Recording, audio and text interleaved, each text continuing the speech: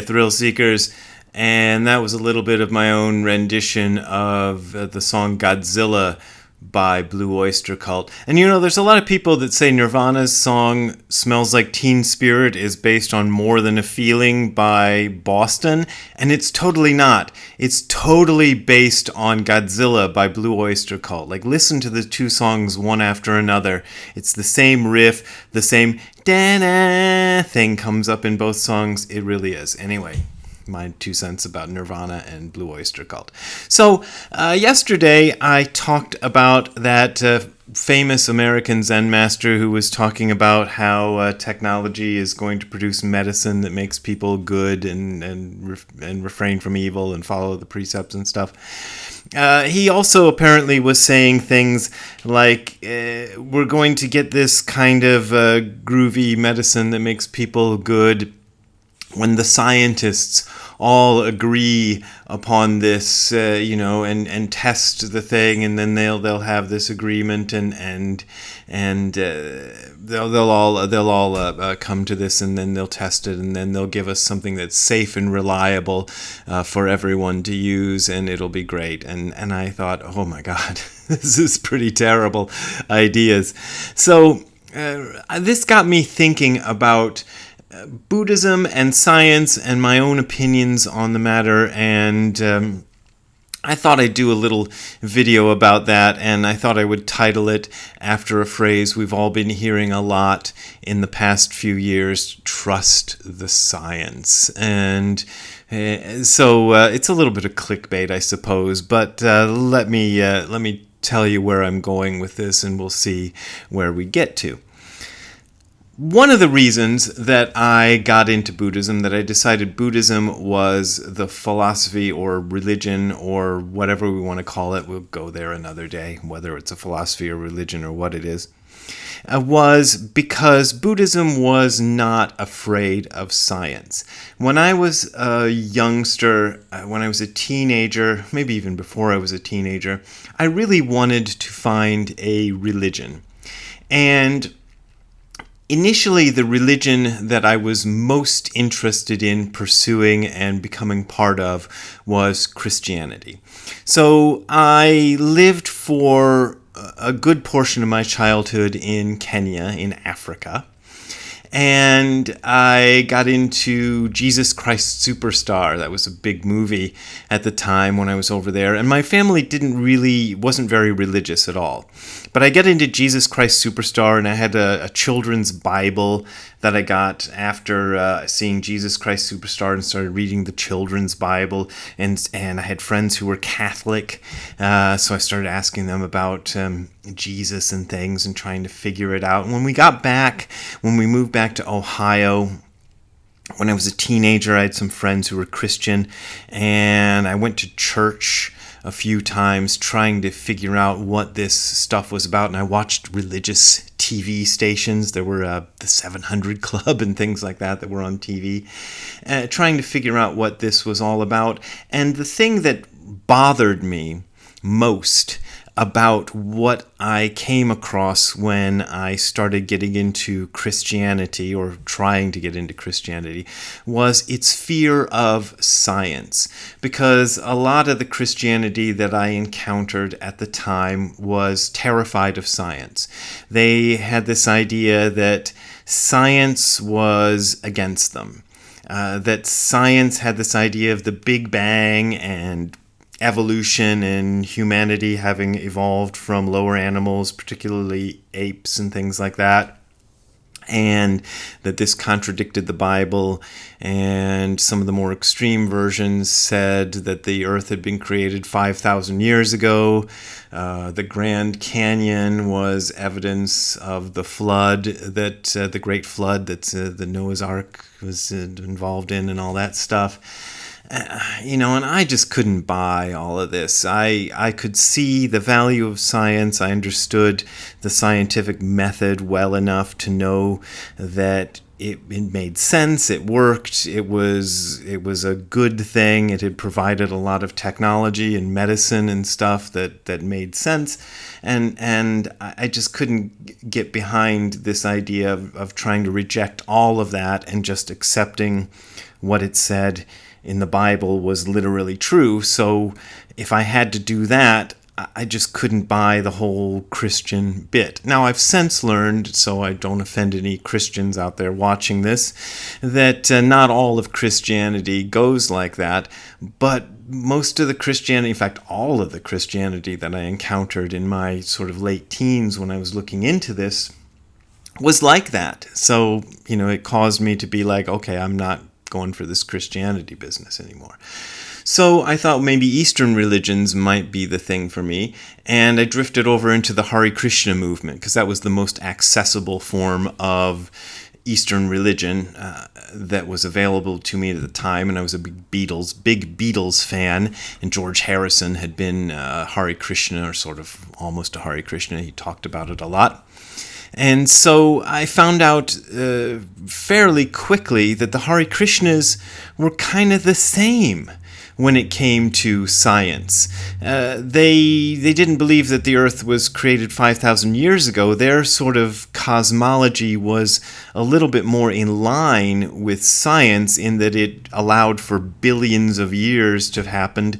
It even allowed for a sort of evolution to happen. They very much hated the idea of humans evolving from lower animals, but they did like the idea of a sort of spiritual evolution to happen over a reincarnation. People could evolve, so they allowed for that sort of evolution. But they rejected science entirely. I remember hearing a Hare Krishna guy lecturing that the Apollo astronauts had not actually landed on the moon.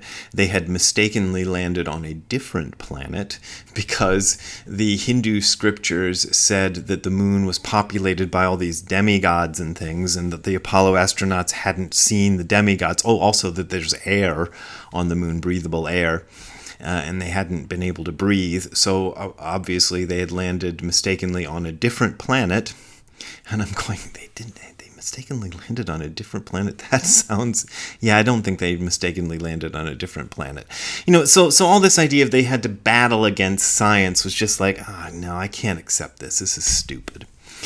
So when I encountered Buddhism, when I encountered Zen Buddhism in the form of my first teacher, Tim McCarthy, and his attitudes towards it, what I really liked was the fact that it didn't struggle against science. There wasn't this attitude that our scriptures contradict science and we have to fight against it. There was none of that. You could perfectly accept whatever science had to offer, and that there was no idea that you had to reject it and accept some other form of ideas. You could perfectly go along with whatever science said. I remember the Dalai Lama famously said, if science contradicts our scriptures, then maybe the scriptures need to be revised or something like that. I can't remember the exact quote. But there were things like that. There was this idea that we didn't have to reject science. But there is an idea within Buddhism, at least this is my interpretation of it. I don't know if I want to say this goes for all of Buddhism. This is Brad's Buddhism, for whatever that's worth. That science operates within its own area. And that area is in the area of studying and trying to understand the material universe. And in that area, it's very good. It's the study of cause and effect relationships within the material universe. So that's what it's studying, and that's what it's very good at studying. But Buddhism has this idea that the material universe is just one aspect of reality, and that reality, I think as Dogen, I'm trying to remember the exact quote, but Dogen says something about the universe abounds far beyond the material reality. I can't remember exactly how he puts it, but that the material universe is just one tiny aspect of reality, and that there's a lot more to it than just the material universe. So one of the things I'm kind of interested in is certain scientists. I think Carlo Rovelli would be one of them, and Donald Hoffman would be one. I know I recently did a video titled something like Donald Hoffman is wrong, but if you actually watch the video, I don't actually come to the conclusion that Donald Hoffman is wrong about everything. It was just a sort of a clickbait title to get people to watch. But I think Donald Hoffman is right about a lot of things, and I think he's very interesting in that we're starting to understand that science is kind of limited by ourselves, because science relies upon human perception and the human mind's way of interpreting that perception. So science can only go so far as what we human beings are able to perceive of this reality, either directly through our senses or through the various machines we have, which are able to detect things that our senses are unable to perceive, but which then have to be interpreted through the senses that we have. So in a way, they're still limited by our sensory apparatus. And our senses, as Donald Hoffman likes to point out, are not evolved to perceive reality as it is.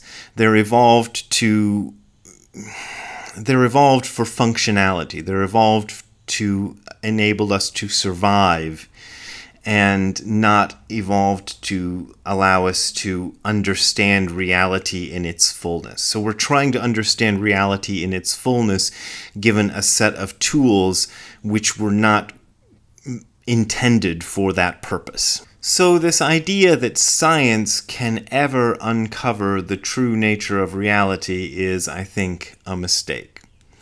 Now here's another thing about how at least this guy you're looking at right here, Brad, on the video, relate to science is I'm highly influenced by science fiction. And the reason that I chose to use the riff from the song Godzilla as my opening theme for this video, and the reason I chose the picture on the thumbnail that I chose, which is a picture of Dr. Serizawa from the movie Godzilla, from the 1954 Japanese movie Godzilla, or Gojira. The reason I chose that is I think it's a good example of the type of science fiction I was often attracted to. And if you've ever seen the movie Godzilla, the original movie Godzilla, what it's about is a problem that is created by science. Godzilla is created by science. Science creates the atomic bomb, which awakens or possibly mutates this dinosaur, which is Godzilla, which comes and wrecks Tokyo and threatens to wreck the entire world. And because Godzilla is stomping around, wrecking the entire world, science has to come along and create a solution to that problem. And science, in the personification or personified by Dr. Serizawa, comes up with a solution, which is the oxygen destroyer, and it's kind of a hokey solution. But the oxygen destroyer dissolves Godzilla in the ocean. It's kind of, like I say, hokey. But the problem is the oxygen destroyer itself is another scientific problem, because Dr. Serizawa recognizes that it too is another weapon, and that it too has the capacity to create even more problems than Godzilla has created. So at the end of the movie, a spoiler alert, Dr. Serizawa sacrifices himself. He burns all of the notes that he's put down for how to make an oxygen destroyer, and then kills himself so that nobody will ever have the secret of how to make the oxygen destroyer. And that's how the movie ends. Anyway, so the idea is science creates the problem, then solves the problem, then creates another problem in solving the problem that it has created. And it's kind of the way science works, and anybody who's been alive on planet Earth for the past 3 years will kind of know that this is a scenario that we've all been kind of watching play out if you've paid any attention. How science creates a problem, then creates a solution to the problem, which is also another problem. So we got that going on in spades right now. So that's just the way science goes. So when I see a famous Zen master out there going, "Oh yeah, science is going to solve all our problems in the future," I go, "Oh my God, what kind of Zen masters are we raising these days who have such ideas about science, who have such faith in science?" Because science is just created by people, and it's manipulated by people, and it's also manipulated by politics, as anybody who's been paying attention has probably seen over the past 3 years especially. And it can be used in the same way religions are used and abused, and you have all kinds of horrible stuff coming out of that. And so I don't have nearly as much faith in science as some of our Zen masters out there. So that's my video, and if you want to contribute to my ongoing faith in science, there's a URL that you can see on the screen below, which is hardcorezen.info/donate. That is hardcorezen.info/donate. There you will find links to my PayPal and Patreon accounts. Those are my main and usually only ways of making a living, and I appreciate your support. But as always, you don't got to support me if you don't want to support me. We will see you next time. Have a good time all the time, scientifically, of course. Bye-bye. Hey, Ziggy, do you believe in science? Yeah, you believe in science. Sure you do. All right, we'll see you later. Bye, Ziggy.